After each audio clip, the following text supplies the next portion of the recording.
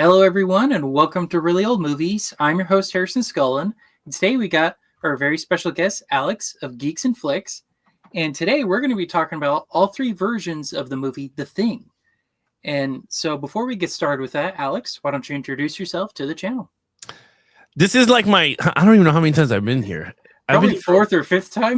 I moved up from intern. Yes. No, my name is Alex Figueroa. I'm one half of Geeks and Flix over on YouTube.com. So me and Nate do a lot of series franchise rankings live. We do a lot of movie reviews, disc reviews, and statues unboxing and collectibles unboxing. So yeah. Heck yeah. And I'll have links to all of that down below, so make sure to follow them, guys. They got some really, really funny stuff. I've been on their channel several times. Again, I keep thinking of that awful Pearl Harbor movie. No, not Pearl Harbor. What was it? Midway. Midway. Yeah. I was like, that movie. Oh, that's on our podcast, the Action Movie Guys podcast. Yes, that's what it was. Yeah. Oh man, I just keep thinking about just how terrible but fun that movie was. But anyway, so before we get started into our thoughts overall on these movies, what has been your experience with The Thing, with whichever version or all three versions of these movies? Well, the funny thing is, funny. The funny thing. The funny thing is, I only saw two out of the three. I'm only used to watching the 1982 version, the Kurt Russell, John Carpenter one. I never seen the prequel, and I never seen the original. Okay. So that's why when you asked me to do this, I was like, well, if we're going to do this, let's just do it, go across the whole way. So at least I can see all of these. So when you said, all right, let's just do all three, I was like, okay, cool. So yeah, I purchased the other two on Blu-ray while The Thing 1982 is on 4K only. All the other ones are Blu-ray. I got the Warner Brother archives of The Thing from Another World. And then the prequel was like $8 brand new. So other than that, those two are the newest ones that I'd never seen before, while John Carpenter, to answer your question, was the only one I saw. Heck yeah. Well, at least for me, I hadn't seen any of them. So I was actually excited to do this because I've always wanted to see definitely the John Carpenter one and the 1950s one, because I want to say it was Angry Video Game Nerd, one of those YouTube channels I used to follow as a kid. He talked about that movie, and I've always been interested in seeing, the original 50s and kind of comparing it to the 1980s film, seeing the similarities and differences, just because there's a lot of movies like that. Like The Fly. We did The Fly, the 1950s one. Now I want to see the 1980s one. You're going to like that one. I really like Jeff Goldblum, so I'm very excited for that one. Yeah, that one is very ahead of its time in terms of like practical effects and everything. I believe so. I mean, I don't want people to be like, oh, really? But no, I believe, to me, I think it was ahead of its time in terms of the way they shot it and everything. So if you haven't seen it, check out The Fly, the Jeff Goldblum one. Heck yeah. All right. And so now that we've both kind of talked about our experiences with The Thing, both of us, I wouldn't say we were huge fans of it, but you're a general fan overall of John Carpenter, though, right? I'm a hit or miss guy with him because I'm not a big horror person. Like I'm not really either. Yeah, I don't eat sleep horror like a lot of people do, and which again is rightfully so. That's their taste in movies. I'm gradually getting better at it. Like I will see it for stuff like this. Or if my curiosity is like, hey, I've never seen this before, let me pop it on. This is what everyone's talking about. I'll pop it on. In terms of John Carpenter, there's movies that I enjoy that I'm like, I love vampires. James Woods. Is it James Woods? Yeah, the John Carpenter's Vampires. I like that movie. I'm not sure. Yeah, he did that movie. Love it. I thought it was great. The Thing is up there. Halloween, of course, is like his famous one that everyone talks about. Didn't he do Christine, the car? I think so. Yeah, I think he did Christine. Yeah. Again, another movie that I never seen that I gotta get around to watch. Let me see. I'm gonna put up his movies here. Escape from New York is a big one of his. Yeah. Everyone's seen that. They Live is a great one. You never seen They Live? Or Escape from Oh wow, you got to watch those two. The Fog from 1980. I enjoyed it for what it is, but it's still a good movie. Oh yeah, he did do vampires. Yeah, see, so, but then you got other ones like Prince of Darkness. I hated that movie. While other people love it, cult classic. I hated that movie. Like I literally sold the 4K. That's how bad I hated the damn movie. Wow. Yeah. Then he did Big Trouble in Little China with Kurt Russell again. They teamed up. And I have that one on VHS. I need to watch it. Body Bags, another great film of his. I enjoy that. It's like mini stories, like Tales from the Crypt, but from his type of stuff. So again, there are films in his catalog that I do enjoy and I don't enjoy. But yeah, at the end of the day, I like him. And me and him was born on the same day, January 16th. Oh, there you go. Yeah, so we're legends in our in our rightful mind. But no, same year, right? No. Yeah. So other than that, yeah, I like his work. It's pretty good. Yeah. Well, one of the reasons why I'm also watching these movies is I need to rectify. I've only seen one film by him, and that was Starman with Jeff Bridges. I liked that movie, but you never hear people talk about it when they're talking about John Carpenter. Nope. No. They're talking about The Thing. They're talking about Assault on Precinct 13. They're talking about other movies by him. Halloween. Fog. Yeah. This is also an attempt to rectify that. You got a lot of ways to go. I do. Yep. All right. Well, are you ready to get into our rankings, sir? Yeah. All right. Well, since you're the guest, why don't you go first with your number 3, the worst one of the bunch? I'm not going to say the worst. See, so it's very tricky, right? Saying the worst one of a film. Where these 3, I think they all, across the board, they get, they're amazing. And then it just slowly gets, loses quality, I guess. But I'm going to go with 2011 prequel, The Thing. Now, it has its merits. I enjoyed it a lot. I think the cast was great of this movie. Let me, I just pulled this one up. Mary Elizabeth Winstead. Oh, yeah. Yeah, as Kate. I thought she was great. Well, I just rhymed it. Kate was great. Kate was great. I sounded like Nutty Professor. No, but I thought she did a great job leading the film. I thought it was really fun. I thought the movie has this thing, it's just weird because the movie, while is a prequel, but tries to do a little bit of a soft reboot, try to give it its own spin, which it felt kind of weird at its own right. But I did enjoy the journey. Where it falls flat for me is the CGI is atrocious. Oh, it's terrible. It's atrocious. Oh, me and my wife looked at each other. I said, this is god awful. Certain parts did look pretty cool. And I was like, okay. But at the end of the day, it didn't hit his mark. I thought the third act was way too long. It went, once they went to the alien ship and went inside, I was like, this movie took its turn. And I said, this movie now has become my number 3. It was literally, and I'm not going to lie, I really had it high up because I was really enjoying it. I said, wow, they in the camp. I kind of understand it. It looks like exactly the same camp from the first movie. So I said, this is pretty dope. But then when they just went to that alien ship, I said, oh, hell no. Then that's where it fell apart. I said, this movie is not good at all. So, yeah, that's my number 3 is The Thing from 2011. Nice. And you got it on Blu-ray, right? Yes. Okay, yeah. I think that's the one mine is, just the DVD version. What did you think of the kind of abrupt ending? I know they did it in the original, or I guess the 80s one as well. What do you think of the abrupt ending in this one? Well, this one didn't have the abrupt because when the credits are growing up in my copy, I don't know on your DVD, but on my copy, the credits keep rolling up and you see the helicopter trying to shoot the dog. Oh, okay. So then it kind of leads into the before the credits. Okay. So so then I'll just tell you. So when the credits are going up and it's saying people's name, the caterers and all this shit, it's going up, and you see them trying to Lars, the character, is trying to shoot the dog, and he shoots it 4 times, and all of a sudden he does the final shot, and it cuts off, pretty much showing that is the same frame by frame as the one in the movie from 1982.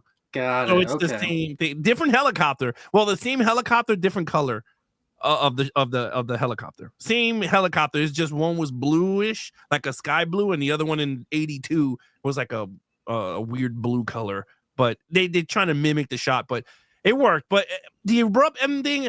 My only complaint to your question is I really don't know what happened to Kate. Yeah. Does she go back to society? Does she die there? Does she? And my wife was like, you just got to assume that since she's a scientist, she knew she had to kill herself because she can't bring that organism to the world. So my wife is the one who gave me the whole like, did she kill herself? I was like, all right, cool. Did she kill it? But I agree with you. I hate the abrupt. I don't like movies like that they do that. So I was like, this sucks. Yeah, no, I don't either. And I guess I'll get into mine. Mine is also the 2011. There we go. Is it a sleeve? Yeah, that's how I store my movies. I got this collection here that has all three of them on a DVD. And the thing from Another World one, that one is the Warner Archive release. So I thought it was interesting how Universal and Warner did a release like that together. But anyways, kind of to your point, I did not like the abrupt ending either. I was like, what the heck happened? I mean, I liked how I don't remember his character's name, but Joel Egerton's character, I like how he turned out to be the Thing as well. I thought that was fun. Sam, that's what it is. Yeah. I thought that was great. Kind of added some tension and whatnot to it. But then she's just sitting in the snowblower, or not snowblower, the whatever that thing is. She's just snowmobile. Like, yeah, snowmobile, just sitting there like, okay. It's like, well, now what? So I hated that. The CGI was terrible, and it just makes me miss the practical effects of the 80s one, and I'll talk about that later. But yeah, I was like, oh, this did not age well at all. It's a 14-year-old movie at this point. Yeah. And I will say too, yes, it's a prequel, takes place around the exact same time as the Carpenter film. It didn't feel like it was set in the 80s though. You know, like the way they were talking, even the way some of the people were dressed, it looked like 2011, you know? Yeah, you're right. You're right on that. Yeah, like it could, if I put that on the TV, like TNT, whatever it is, and start playing it, I wouldn't know it took place in the 80s. Well, I mean, they try to blend the two. See, the thing that worked about this movie was, well, in general, between the 82 and 2011, is that the camps were far apart from each other. Right. So I'm okay with their dress design. I do agree with you. It doesn't feel like an 80s movie, but most of them were wearing jeans and boots and whatever. And I understand what you mean in terms of technology wise. It totally looked different. But you got to remember, one camp was it Polish or whatever it was, and then the other one was American. They were Norwegian. Oh, Norwegian. I'm sorry. They were Norwegian, and then the other camp was Americans. So they might have different stuff from the Norwegian camp. So that's the way I looked at it. I was just like, oh, but I do agree with you. Because I was like, damn, I don't remember this. But then I was like, wait a minute. They're different cultures in two different camps. Right. So I kind of liked, though, that it's kind of the point of view of what happened to the Norwegians who had the thing first. Yes. And then I thought that was an interesting idea. I would have loved to see that as a movie.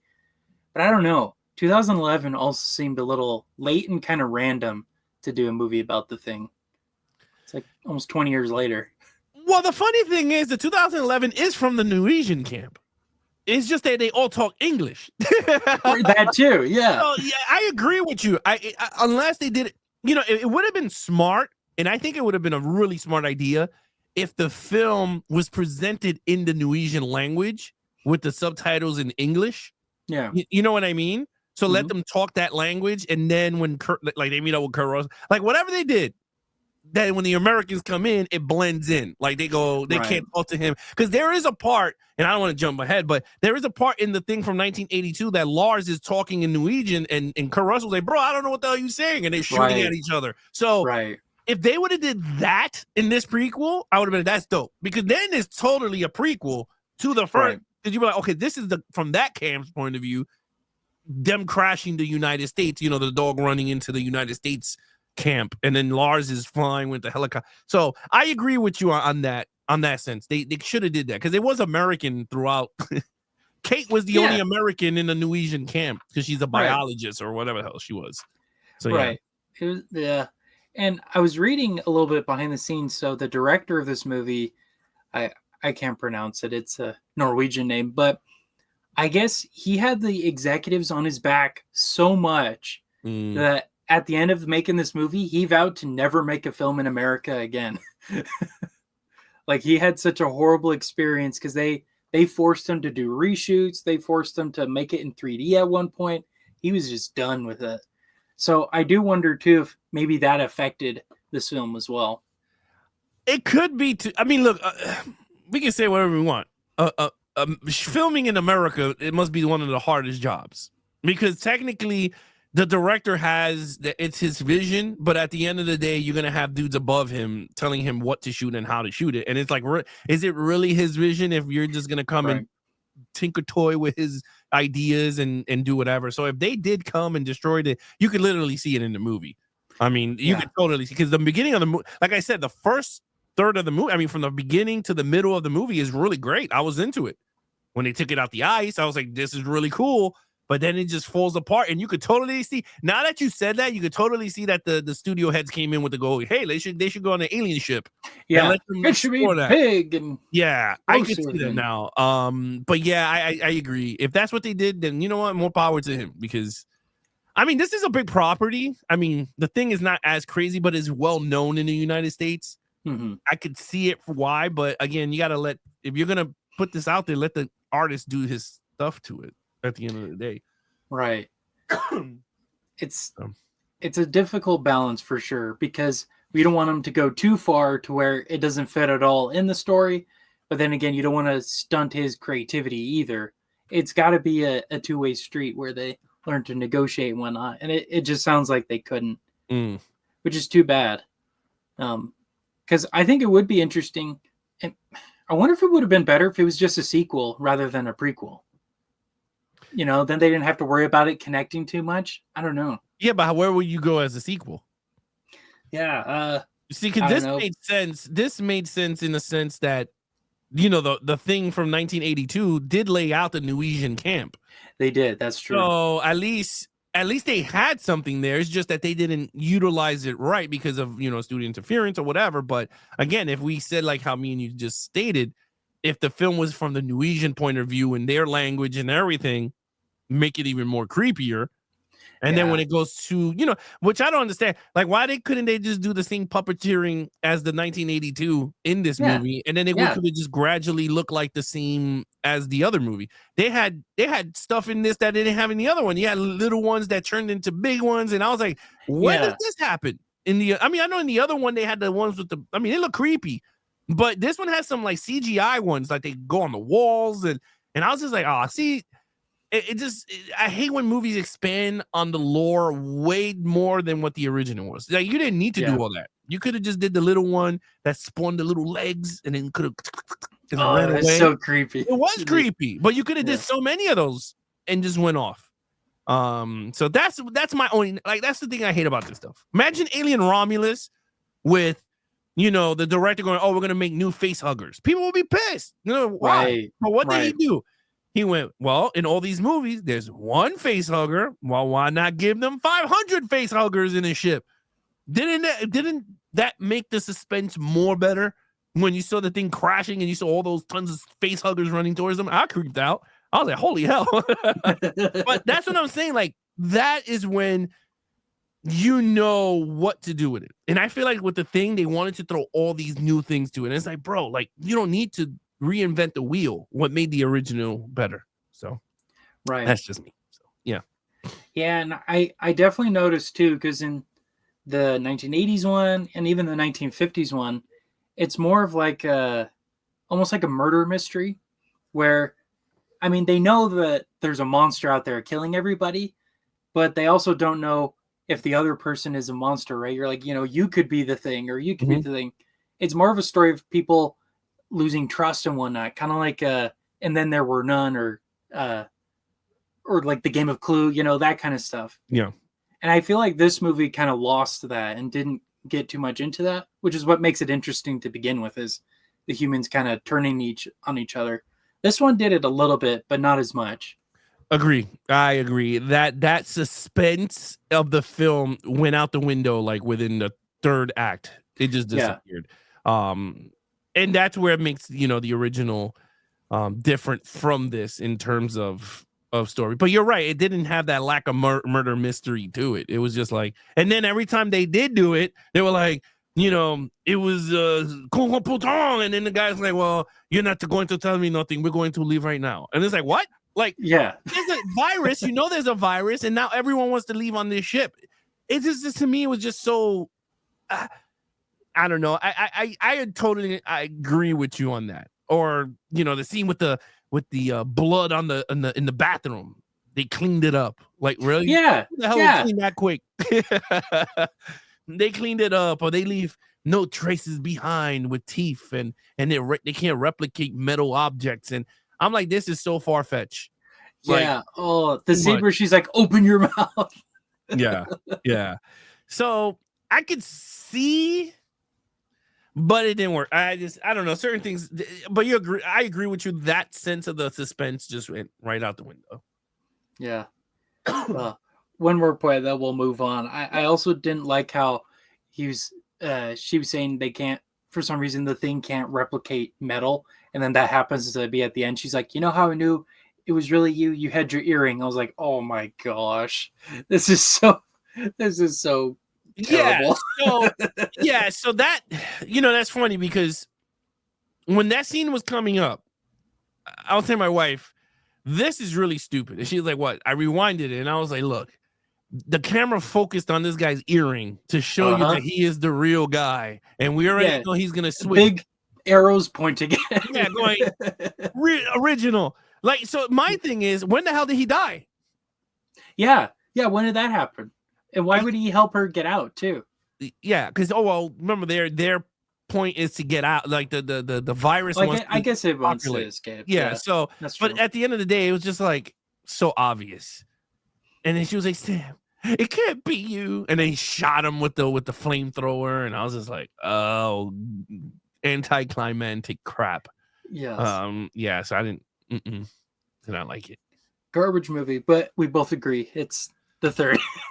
Yeah, it's like I said, it's not garbage. I think it has some good properties, but it's just not as strong as other remakes. I can say it that way. What would you give it on a score of 1 to 5? I would give it a 2.5 out of 5. A decent, but I could still watch it again. Like, I'm not gonna say, it's not as, but it's gonna take time for me to go, let's just watch this movie, because it does connect to the other one. It's not like it doesn't. Right? No, it literally connects, but it's still a decent film. It's not as good as you think it is. So I gave it a 2.5. Yeah, I would give it. Well, I did the math on mine. It's a 2.7, so pretty much the same as you. Yeah. I was like, I don't know if I'm gonna rush to watch it again. But you will watch it again. I probably will. So there you go. So that's what I'm saying. I have nothing else on, Exactly. So at the end of the day, it's not as bad as the worst. You know what I mean? Like, you still will go back to watch it. It's just not immediately. There's definitely worse films for sure. Yeah. That I would never watch again, and I think I probably would if the stars aligned. Exactly. There you go. All right.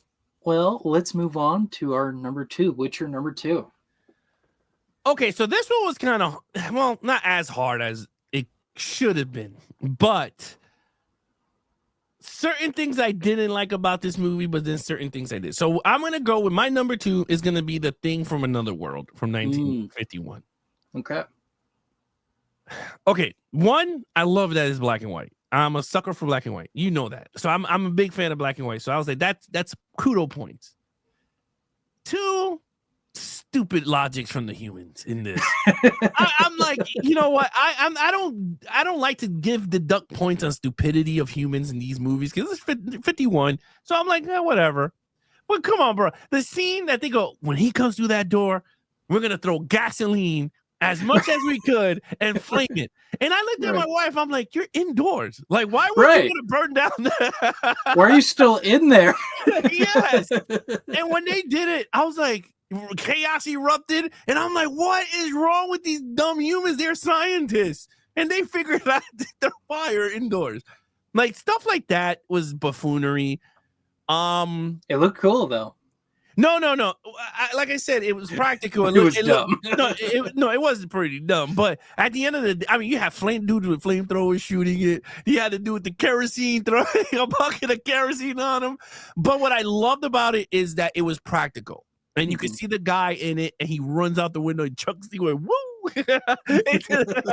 You can see that they chucked him and they threw stuff on him because they cut quick. But anyway, you had some cool stuff about this movie. I did like it. It's totally different from every other variations of it. This is like its own thing. Its own thing. Its own thing. But again, I enjoyed it for what it was. To me, the storytelling is better than the prequel. But at the same time, it's like I just didn't feel attached to it. I don't know how to explain it. I don't know if you understand what I mean.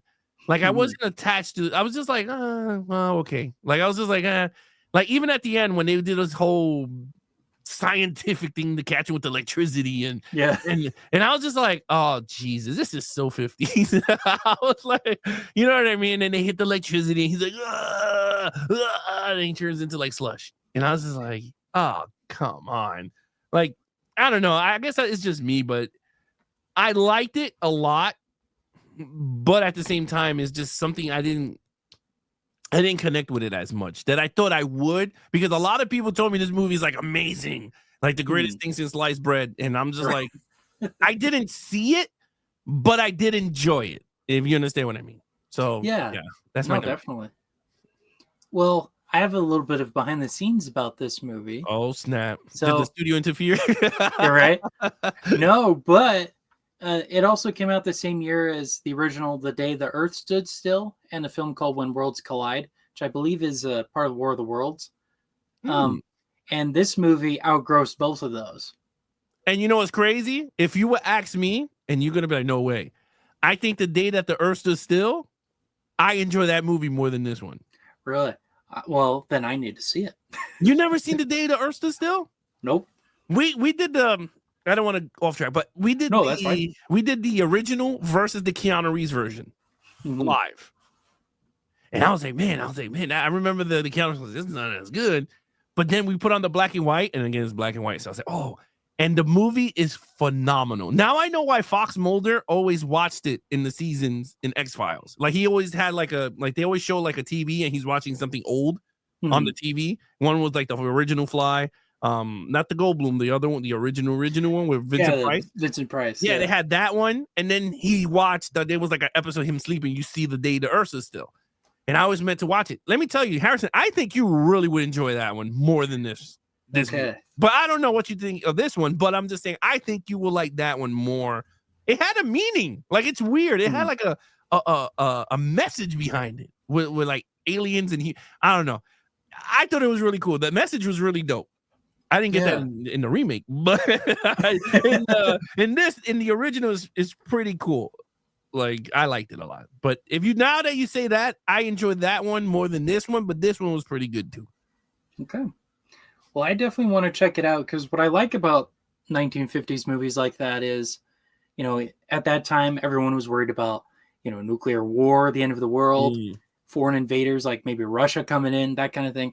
So it's interesting that they made these alien movies and put those fears into something, science fiction, but also kind of has a real message to it.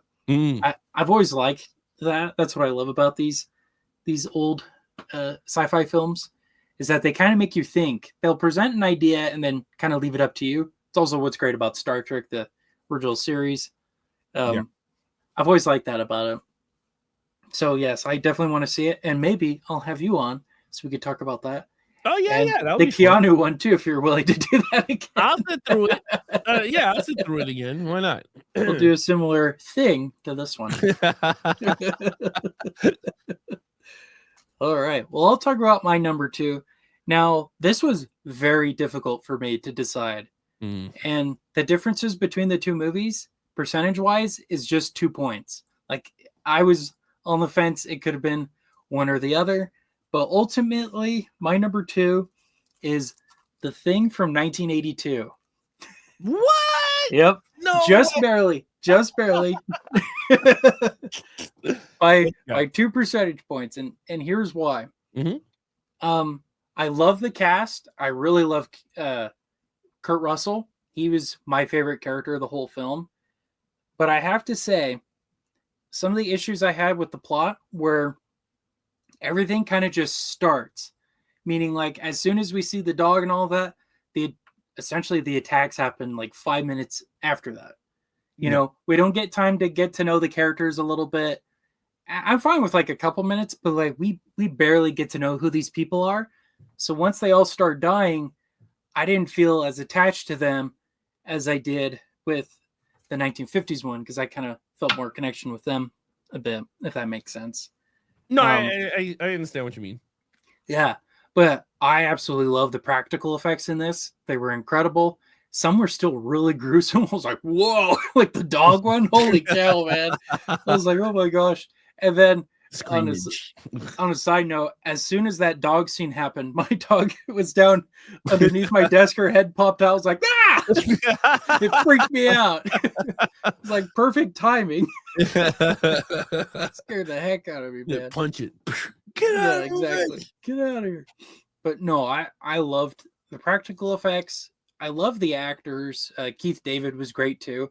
Don't you think Jay is a spitting image of him? Yes, he is. I was like, holy cow, it's Jay. Yes, it is. Yes, he is. That was crazy. What else? I liked the set piece. So some of it was outdoors in Anchorage. Some of it was on a set in Hollywood. And I guess they brought the temperature down inside to like 40 degrees because it's 100 degrees outside. Wow. So they actually were cold in there. But I couldn't tell. I was like, is it which part is the real thing? I don't know. Which one's the set? I don't know. They did a very good job blending the two. I liked the score a lot. I think that was fantastic and very tense and really sets the mood. And I thought John Carpenter did a great job. I just wanted to get to know the characters more. And if I got really connected, especially to like some of the ones that die a little bit later on, you're like, oh no, not that guy. I think I would have liked it just a bit more than the next one. Okay. No complaints from me. I totally understand. Yeah. But it's a fantastic movie. I will definitely watch it again, and I will upgrade to a 4K for it. You will like the 4K. It's really clear. You think you didn't like the dog scene there? Wait till it's like crystal clear. Gosh, it's gonna be amazing. Oh, even with that fat dude, it was like yes, yeah, like yeah. It's I don't know. It's pretty cool. So what do you give? Oh, well, I didn't even give you my score. My 51. Yeah. I gave it a 3 out of 5 for good. Okay. I gave this one a 4 out of 5. I really liked it. I will say, even as a movie fan, and you see clips from the 80s one all the time, I still felt like I wasn't spoiled, though. And two, even with the ending that's kind of ambiguous, I think it fit this movie more than it did in the 2011. Because in this one, you're like, let them just rest. If they die, they die, you know? It's totally fine. Well, this one, I think they die. Don't they die drinking alcohol? Well, they're just sitting there. They might have died. I don't know. I think they knew they were going to die, like him and Kurt, because they were like, they don't even know if they both had it. They were just drinking in front of each other. Right. So that was better than Kate just like. Yeah, she's like, okay. Yeah, I think they freeze to death. Because that's what they sacrificed when he was like, we got to blow all this up because he's gonna find somewhere hot. So they sacrificed shelter for them to pretty much. They knew they were gonna die. All right, let's get into our number ones. It's kind of obvious what yours is, but what's your number one, Alex? My number one is gonna be The Thing from 1982. Now, here's why. I totally understand what you mean. But that's the thing that I love about the film, that it goes right to the point. It didn't take forever to set up the plot. Like it literally just helicopter shooting a dog. And that is where the prequel comes in, and it does a great job because now you understand what was happening with that. When you watch it the first time, you don't know what's going on. It's just a helicopter shooting a dog, and then later I was like, "What the heck?" Yes, and then you kind of understand why Lars is shooting the dog, and it's a murder mystery. So throughout, John Carpenter gives you the information later down on the movie. But what the prequel did a great job is you didn't know where Lars was, because remember that was the whole thing. They were like, "Where the hell is Lars?" Everyone is dying. We didn't know where Lars was, but then Lars knew how to survive, and then he comes out, gets in the helicopter. He's like, "Holy, whatever," and then he gets on the helicopter, shoots the dog, meets up with the United States guys. The guy shoots him dead, point blank, shoots him in the head, and then the movie takes place. Like they didn't, that's when everyone started to get picked off, I guess you want to say. And that's what I like about this movie. The fact is that even if you don't watch the prequel, John Carpenter will give you little nuggets, bits and pieces throughout the film to pace it together. So this one was more of a murder mystery, like you said, throughout the movie. Love the scene, very intense with the blood and the thing is going, okay, you're not it. Yeah, and then next thing you know, the thing went, rah! I was like, oh, that's cool how they did it. Like it felt really cool. So I do agree with you. The score is really good. I love the ending in the bottom where they put the dynamites throughout. Yeah, I thought that was really fun. I didn't know how the hell he was building a ship, but I thought that was pretty fun. Yeah, I was like, wait, where did he get all the metal? Yeah, I get thinking from the helicopters. I think that's what he said. Yeah, that's what I think he was saying, that he was taking from the helicopters and all that stuff. So I was like, oh, but I will say this though, John Carpenter did a great job with this remake because he took bits and pieces from the original from another world, and then he spun it and made it his own. It's kind of similar if you put the two films side by side, very similar, but totally different. From a wide angle, you go, oh, this is two different movies, but he just took the story and just made it his own. And I thought that's genius. And I gave it a 4 out of 5. I think it's a great film and it still holds up. I enjoyed watching it and I was like, this is actually a really good movie. So yeah, and it's funny because I keep bringing up X-Files, but X-Files had an episode called Ice. Yes, I've seen that one. Yeah, and I keep telling everybody, watch Ice, because they got inspired from The Thing. And it's one of the greatest episodes of season 1. One of the greatest episodes. Yeah. And that's where they put Mulder and Scully's friendship to test because of that whole thing. So I loved it. I thought it was genius, and it's one of my top rankings X-Files episodes of season 1 because it's really good. The minute you see it, you go, oh my God, this is The Thing. the minute it says Antarctic Laboratory, you're like, oh my God. I was like, you already know. You're in for a treat. So with that said, my number 1 is going to be The Thing. Thank you. All right. Well, my number 1 is The Thing from Another World. Shocking. Yes. Like I said, though, it just barely had an edge to it. Yeah. I kind of like the plot of the original one more just because I like the characters a lot. I connected with them a bit more. And I did like the scientist fighting the doctor, or not the doctor, sorry, the army. The army guy, yeah. I really liked that tension between them because, the army, he's waiting for orders when he should just be acting. And then the scientist is like, no, we got to keep him alive. And it's like that tension I thought is pretty interesting. On a side note, though, I did think it was interesting. They kind of incorporated that in the 2011 because they weren't army, but they kind of brought that dichotomy back. I appreciated that. I think it's in the original story from the 30s. I'd have to read it, but yeah. Anyway, I really like, even though it was cheesy, I like the acting a lot. I don't know. It was just charming to me. Especially the monster himself. I really liked it. The 50s acting, I never had problems with 50s acting. I mean, acting is acting. Like, I mean, different generational, they get better with, techniques and all this BS and, blah, blah, blah. Everything gets better. The more time the art is being presented, the more to unlock, if you understand what I mean.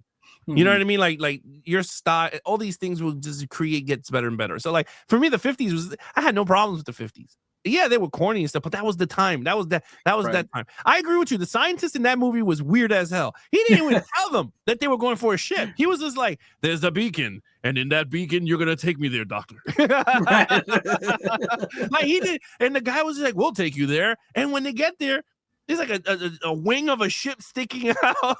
And I was like, what the hell?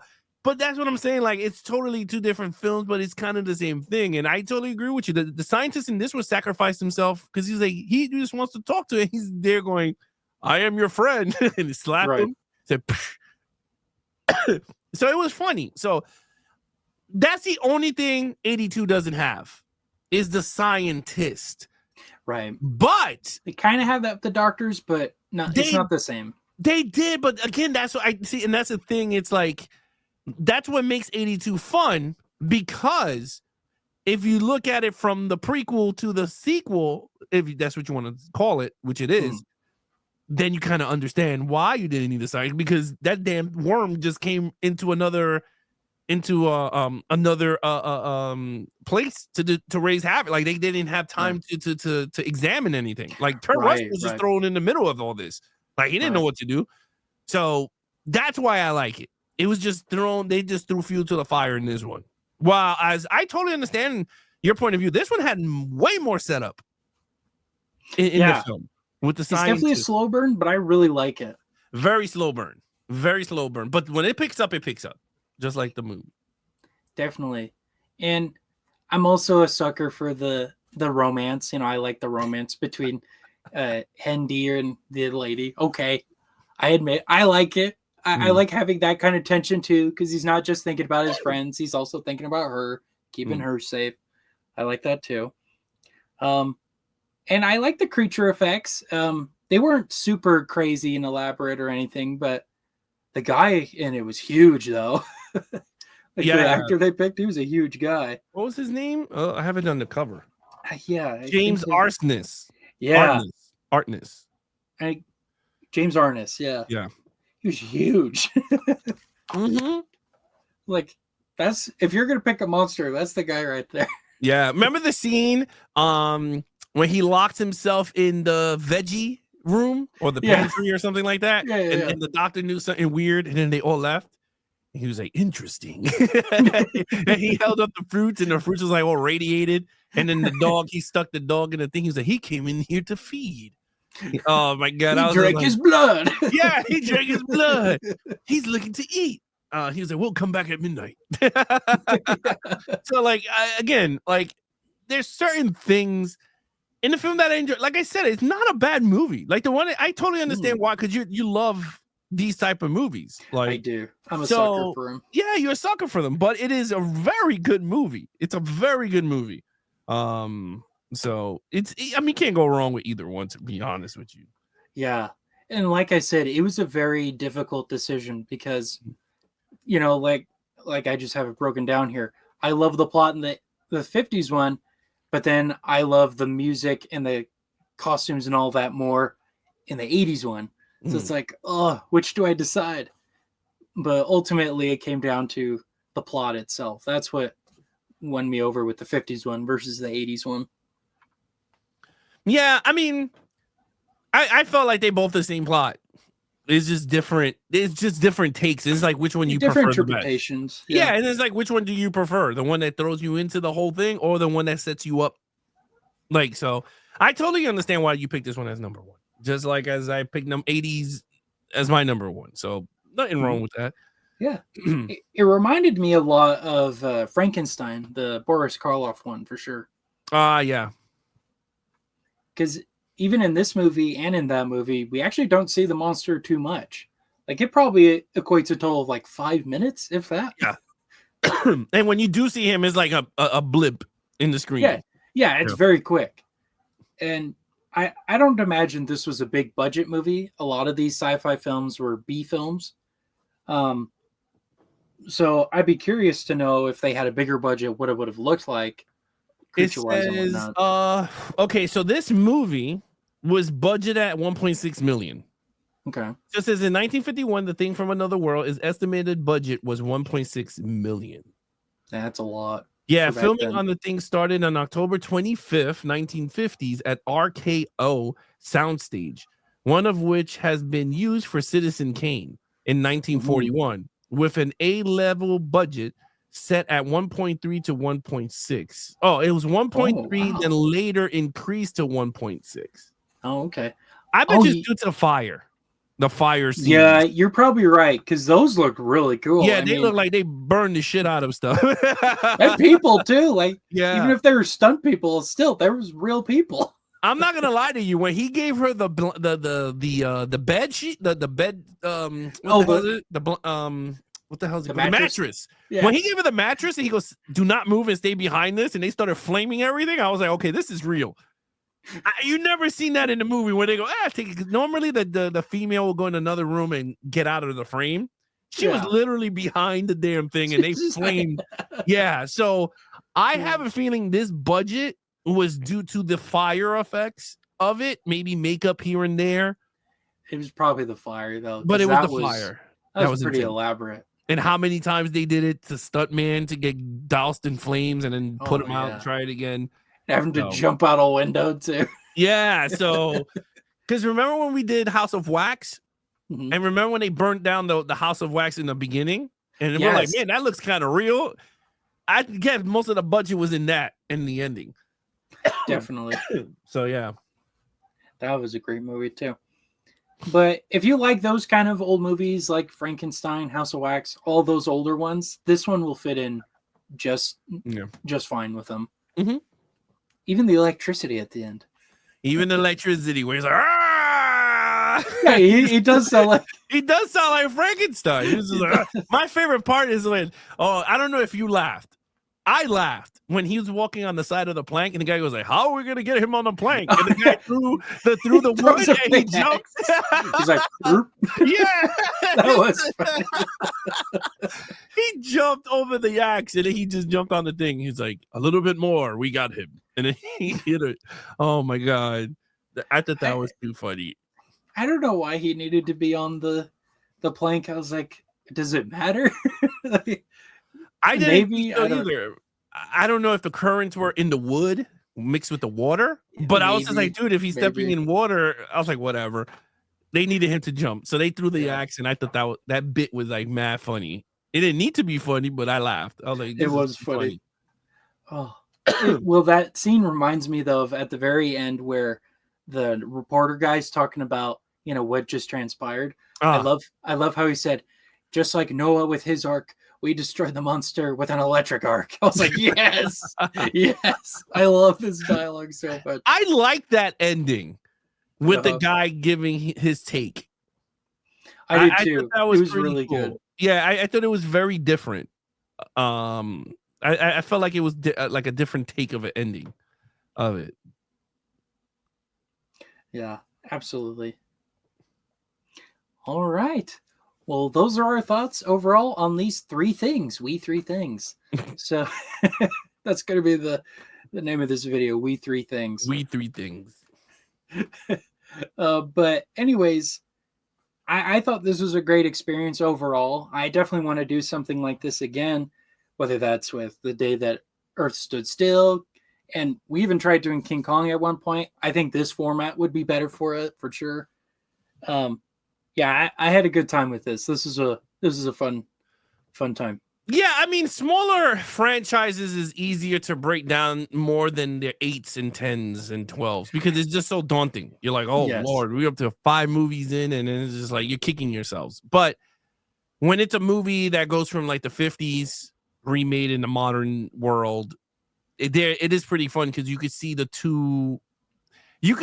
styles of the two generations, where it's modern and then the original, where it all started. So in this case, you had the 50s versus the 80s in terms of filmmaking.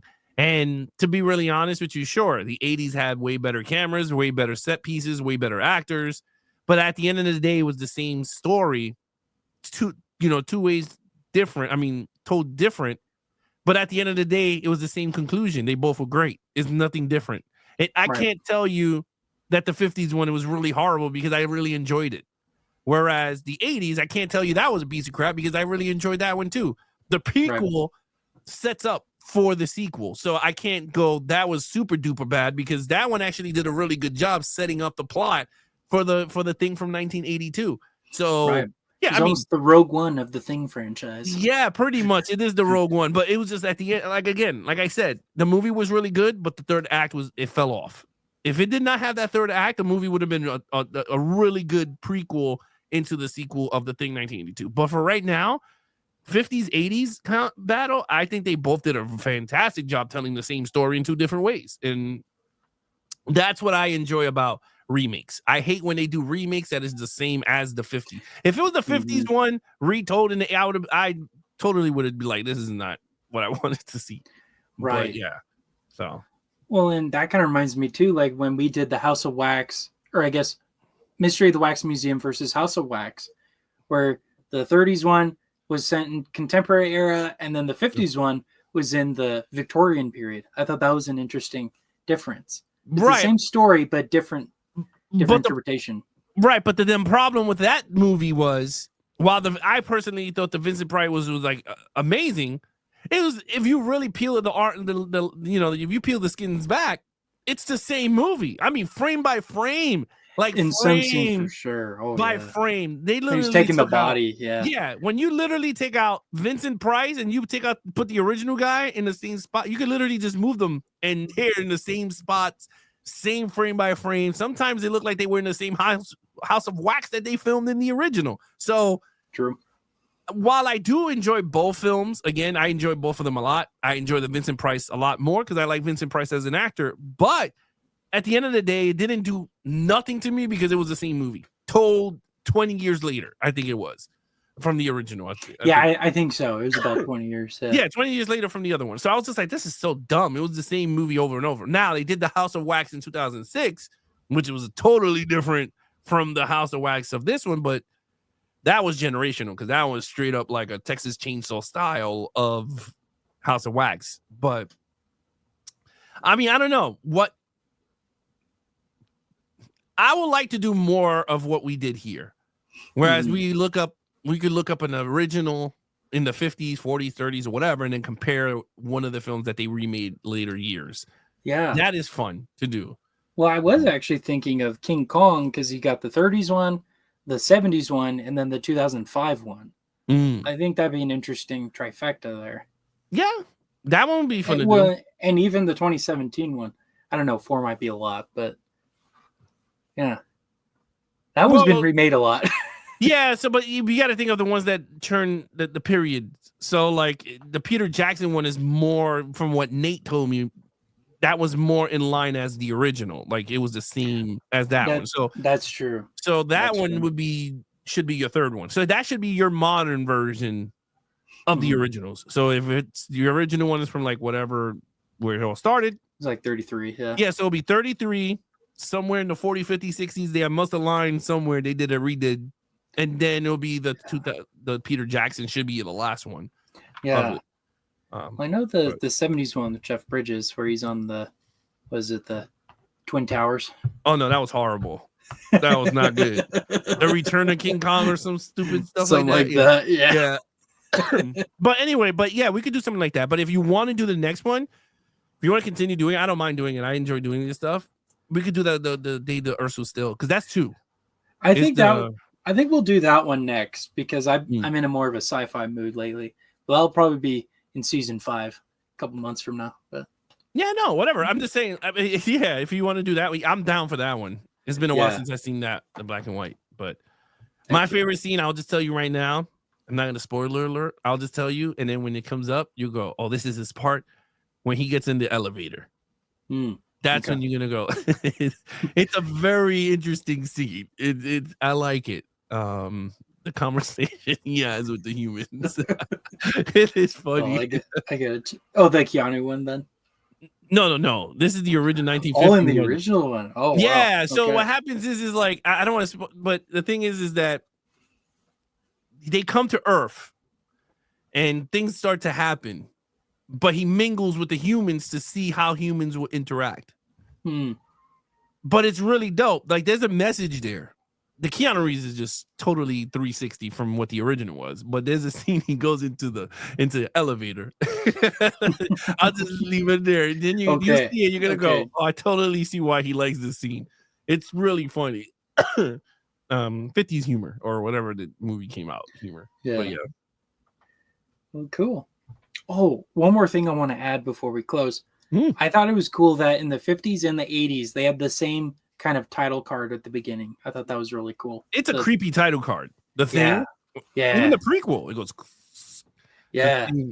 Yeah, it's a very, we don't get none of that anymore. No. We don't get that sort of thing. That sort of thing. Yeah, no, we don't get none of that stuff no more, which is a shame. It sucks. Yep. All right. Well, thanks again for coming on, Alex. This was a blast. Yeah, no, I enjoy. I love doing these things. It's really fun. It's a blast watching old stuff that I enjoy, or sometimes I don't. So. Yeah, it's always a gamble, right? Yes, so it's very gamble. But I enjoyed this one though. This is a good watch. Heck yeah. Well, and before we go, do you have anything you want to plug? You can follow the channel over on YouTube. You can go to youtube.com/Geeks and Flix. You can check out all our movie reviews there. I'm gonna start doing some short reviews on action movies. Like I have the Shaw Brothers Volume 1, and I'm just gonna take each one of those movies and just do a 3-minute review on the shorts. Because honestly, heck yeah, 3 minutes should be enough for like a review. That's the way I see it. So I'm gonna do stuff like that. If I don't like it, I'm selling it, and I'm just gonna move on from that stuff. So that's what I'm gonna be doing there.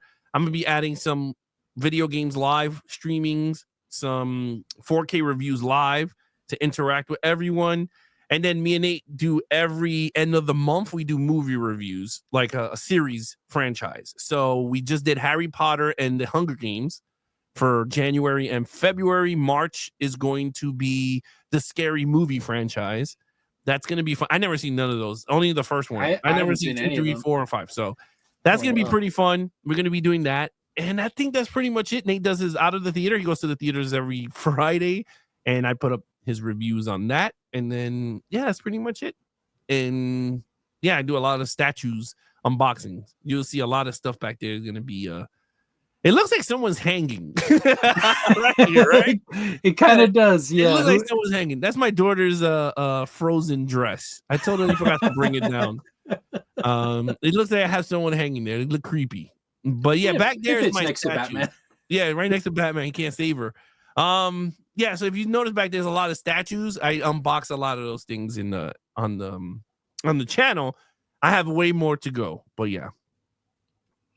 Heck yeah. And I'll have links to all of his stuff down below, guys. Please follow him. He's got great content.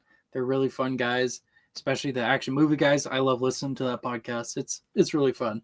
Oh, I didn't even plug that. Yeah, you can also listen to our Action Movie Guys podcast. We do a lot of action movie franchises. We have theme months. We just finished the Olympus Has Fallen franchise, or the Has Fallen franchise. We did Angel, Olympus, and London. We finished those. And then with that, we teamed it up with assassin movies. So we did Ninja Assassins. Man, we did a lot of movies. I can't even think of. I know we've been doing a lot of action movies. So we're doing the Riddicks now. Okay. Vin Diesel, yeah. Yeah, so we're starting those soon. I never seen none of those, so it's gonna be really interesting first time watches. So yeah, you can check it out. Action Movie Guys podcast, and we have a YouTube channel, Action Movie Guys, on YouTube if you guys want to listen to it there too. Heck yeah! All right.